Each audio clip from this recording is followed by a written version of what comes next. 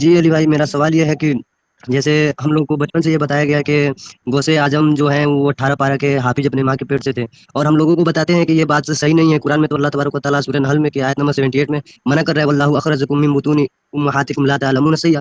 तो वो हमें आगे से ईसा अलैहिस्सलाम के वाक़यात पेश करते हैं कि ईसा अलैहिस्सलाम बचपने में जब वो छोटे थे तभी कलाम किए, तो गौसे आजम भी 18 पारा याद कर सकते हैं। और फिर वो डॉक्टरों का दावा पेश करते हैं कि डॉक्टरों का कुछ स्पीच है देते हैं कि वो जब वो 18 18 वो क्या बोलते हैं 18 हफ्ते का जो माँ के पेट में बच्चा रहता है, तो वो सुनने की उसमें क्षमता पैदा हो जाती है। और क्या? वो जो जब 24 हफ्ते का होता है, तो वो बाहरी चीजें भी सुन सकता है, ऐसा मतलब डॉक्टरों का कहना है। तो ये दलील मेरी समझ वो में लोग आई हमको उसकी पेश करते हैं और हम। ठीक है, मैं सवाल आ गया आपका, मुझे जी समझ आ गई। मुझे सवाल समझ आ गई आपकी, मैं जवाब देता हूँ। जी जी पहली बात है, किसी डॉक्टर ने जी नहीं जी कहा कि बाहर से सुन के कोई हिफ्स कर सकता है, ये तो बिल्कुल झूठ है, ये तो किसी डॉक्टर ने नहीं कहा।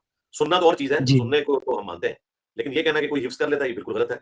दूसरी बात, जो कहते हैं कि अब्दुल कादिर जिलानी ने बचपन में हिफ्स कर लिया था, तो इसकी दलील ईसा इब्न मरियम है। तो भाई ईसा इब्न मरियम तो बगैर बाप के पैदा हुए हैं, तो अब्दुल कादिर जिलानी का भी बाप कोई नहीं था।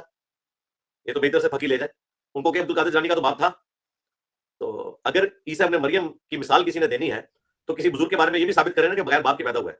तो आज अगर आप किसी को कहें ना कि बगैर बाप जी के पैदा हुआ है, तो ये तो उसके लिए गाली है। ये सिर्फ हजरत ईसा का मुर्जा है, उनके बाद किसी को हासिल नहीं है, बिल्कुल झूठ है। और अगर किसी को हासिल है, तो ये माने इनके बुजुर्ग बगैर बाप के पैदा हुए हैं।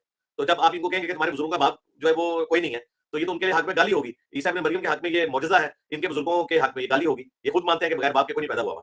तो ये नॉनसेंस बात है कि किसी पैगंबर से कोई बात लेकर और अपने बुजुर्गों के ऊपर उसे जिस्मा कर देना, ये बिल्कुल गलत बात है। वो अल्लाह के पैगंबर थे, उनको मनवाना अल्लाह ताला ने इस इंसानियत के ऊपर लाजिम किया था, और वो उनको मुर्जात दिए थे।